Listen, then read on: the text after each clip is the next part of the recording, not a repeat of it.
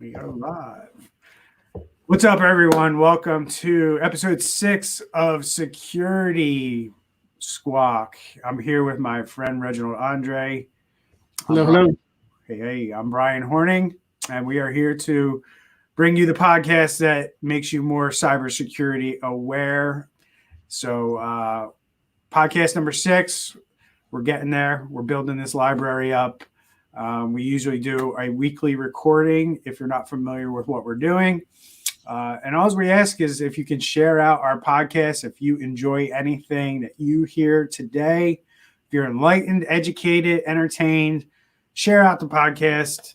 I'm sure you can do it from your Apple Podcast, your Google Podcasts, or your Spotify, wherever you're listening this from, and drop a link to our podcast into your social media, whether it's Facebook, Instagram, or LinkedIn. Obviously, we gear this podcast towards business owners and business folk. But it's really for anybody. We try to break it down in a way where anybody understands what the heck's going on out there because, quite frankly, security and technology scares a lot of people, and we hope to at least boil things down. So even if you are scared by technology, you at least understand what's going on out there and things you can do to start protecting yourself. So, Andre, we had a great week. We are in a business mastermind group together, Mm-hmm.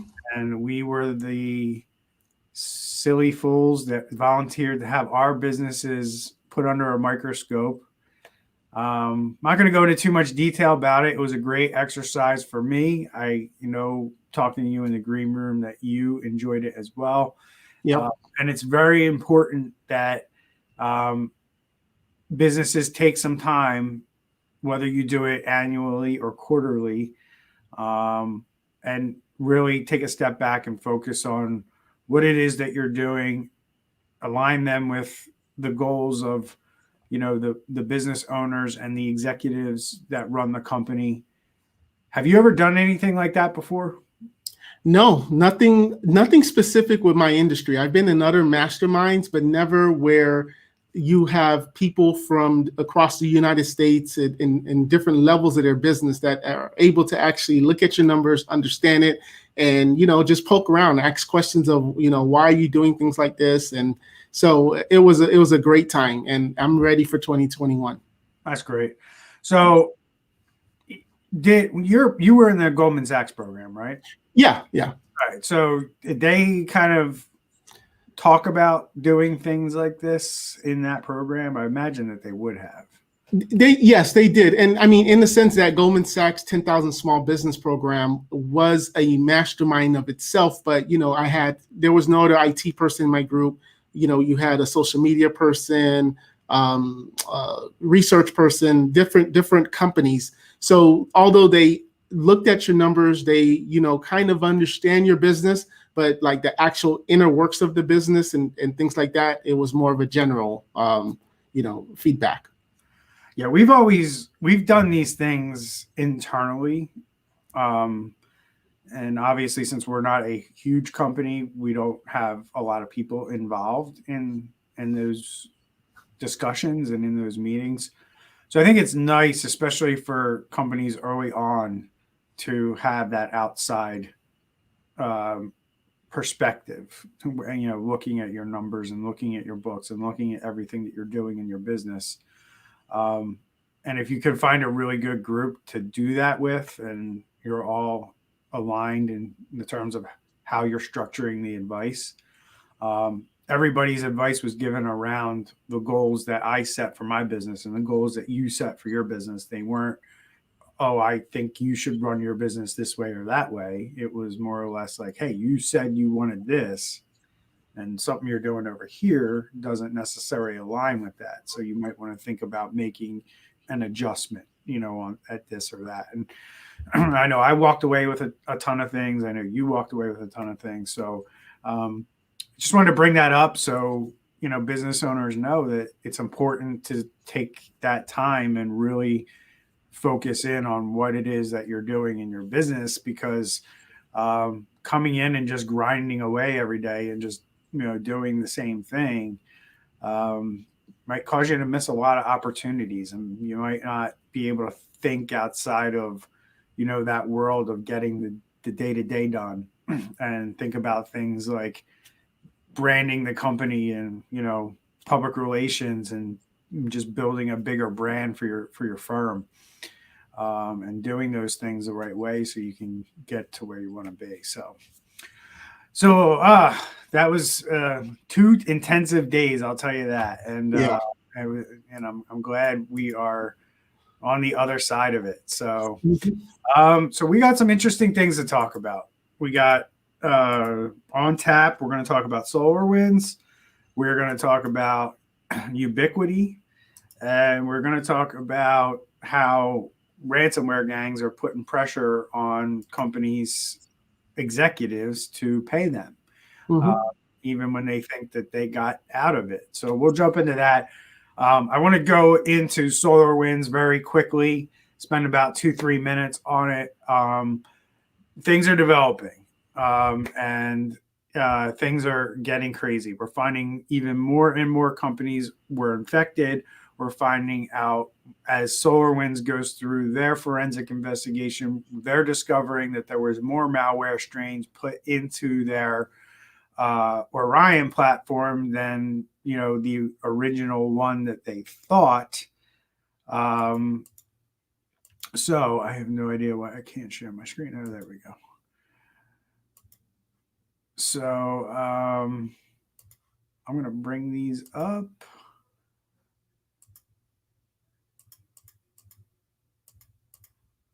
Sorry about that. And the interesting thing I want to talk about here is they released their attack timeline. And if you can see that on my screen, the attack timeline, as you can see, started back in September of 19. And quickly going through the attack timeline, we see that there was, without going through the article in great detail, these guys were testing, changing code, injecting code into places it shouldn't be, and doing it in drips and drabs. So they would inject a little bit of code or change a little bit of code, let the developers at SolarWinds compile the code and see if that triggered, and they would wait and see if that triggered anything. And they did this for 2 months, all the way up until November, and then they injected the test code, and they went even as far as making sure that their code did not run on developers' systems. So they wrote extra code into their malware code that basically checked to see if the software was being loaded onto a developer system. And if it thought it was being loaded onto a developer system, and basically all they need to do there is basically say, we know the SolarWinds internal domain is this. So if the computer is on this domain, then don't run this code. Mhm. And that prevented SolarWinds from basically seeing it. So, huge red flag for the software development industry, that this can happen, that these guys are this sophisticated in the fact that they know basically how to circumvent the normal, in the normal course of business. Is, when they're building this software, their expectation is that there's code in there that shouldn't be in there. It's going to trip something off. And they did a really good job of having a lot of foresight and making sure that they didn't tip anyone off to what was going on here. So that's kind of like the update from the timeline standpoint. But we're also hearing a ton of stuff, as this article points out, that there was more malware in it. They were on there longer than anyone ever expected. And they're still, as you can see here, the investigation is still ongoing. What do you have to add to this, Andre, now that I've enlightened you with the latest and greatest from our friends over at SolarWinds? No, you've actually said it very well. You explained exactly what's happening, and unfortunately, I have a feeling that chart is going to expand, and a lot more stuff is going to be exposed. Yeah, I mean, you're 100% right. I mean, um, they're trying to figure out who's behind this. They really don't know, but all signs are pointing to Russia, basically because there's certain earmarks within how they write code, with how they deploy things that that where this is coming from. So there's a lot more to this. I encourage anybody who wants to know more. Your probably best resource is to find other YouTube channels. I talk about it a lot on my channel. There's other channels out there as well that go into deeper detail, depending on how geeky you want to get with this stuff.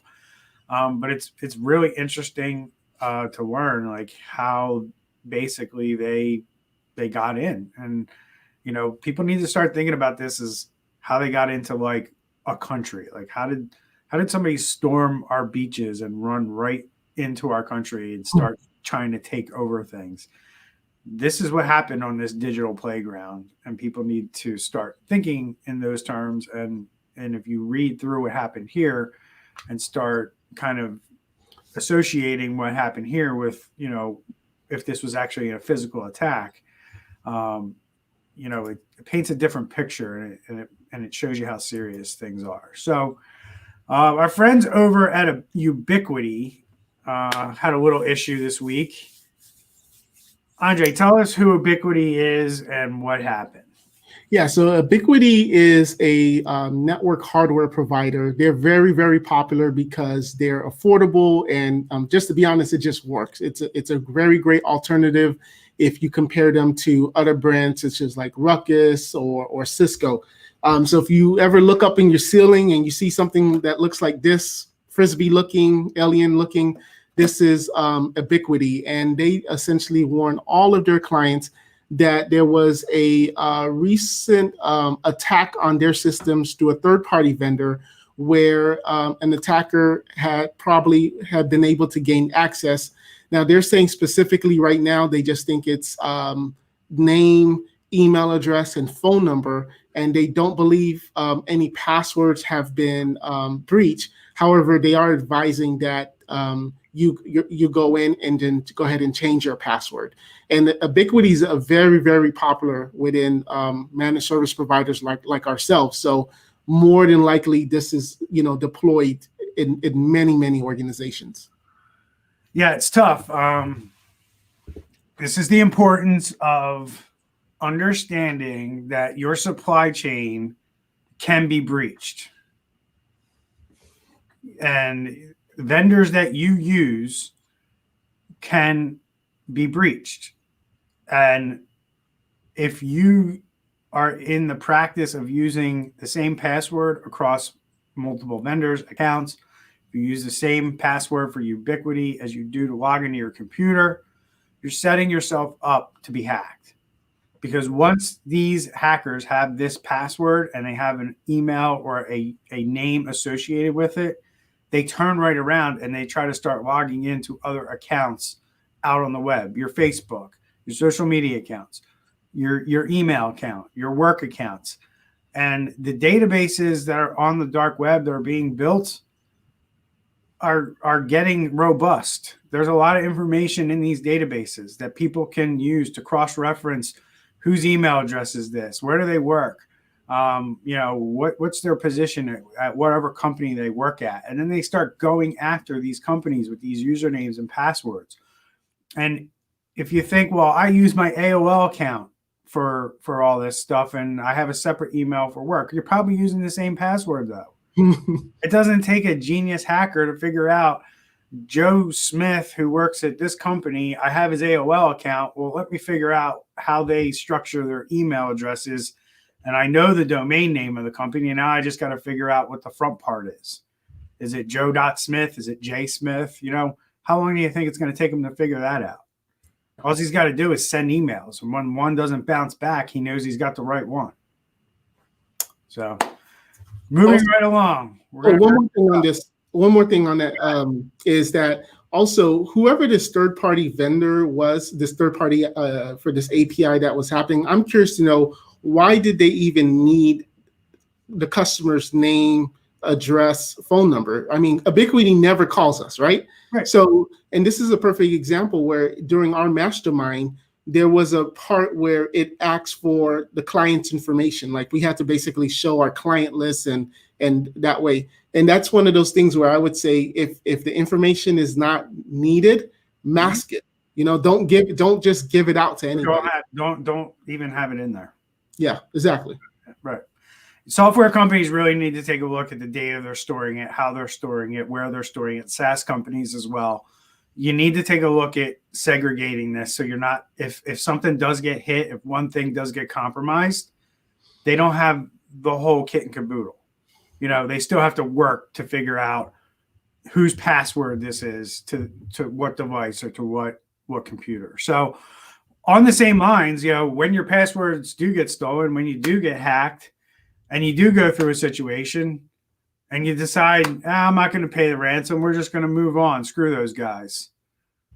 What's going on here? Talk to us about this one real quick. So essentially what's happening with this article, it's saying that its title is "Some Ransomware Gangs Are Going After Top Executives to Pressure Companies into Paying." So they know that a lot of times the executives are getting emails or getting links to download certain files on their computers and things like that. And what they're doing is, instead of just throwing that wide net and trying to just capture everyone's data and steal everybody's data, they're going after the top executives, hoping that they get the most sensitive files because they're dealing with those sensitive files. And then from there, emailing them, calling them, whatever they're having to do to say, we have your data, and essentially just try to scare them into paying.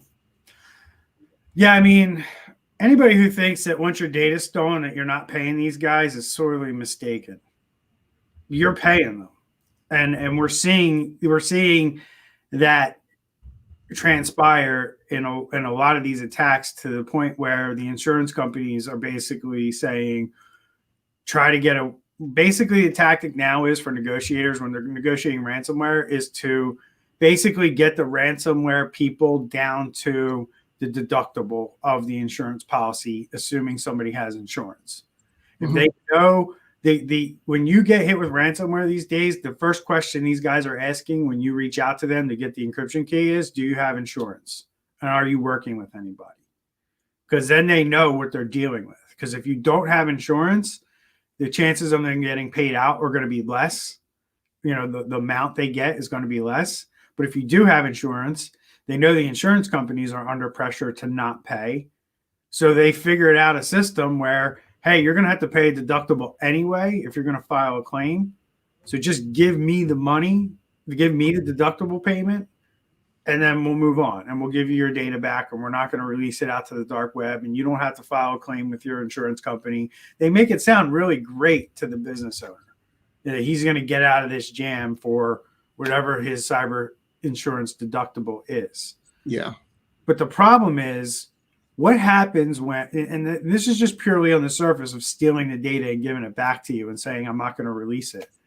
But what happens 2 months from now when the same guy decides, I want more money and I stole this data from this guy, and I know because I read his emails, he's having an affair on his wife, or he goes to a psychiatrist for depression, or he paid himself $200,000 last year in a bonus, and his employees didn't get a bonus and didn't get raises. And they start to use the information within the data set to get more money out of you. And that's the world we are living in today. And that's what I wanted to bring to everyone's attention from this article, because this is what's going on. Months and months after your attack, when you think you're fine, these guys are coming back at you with now they've gone through your data and they've read the dirt. And now they have dirt on you, and now they're going to use it against you to get more money out of you. Should we leave it there? Yep. I'm dropping the mic. There you Have go. a good one, everyone. Thanks for joining us. Remember to share our podcast. Thank you for everyone who's been listening so far. We look to bring you more content like this. And please share our podcast out there with all your friends and family. Have a great day, everyone. Take care.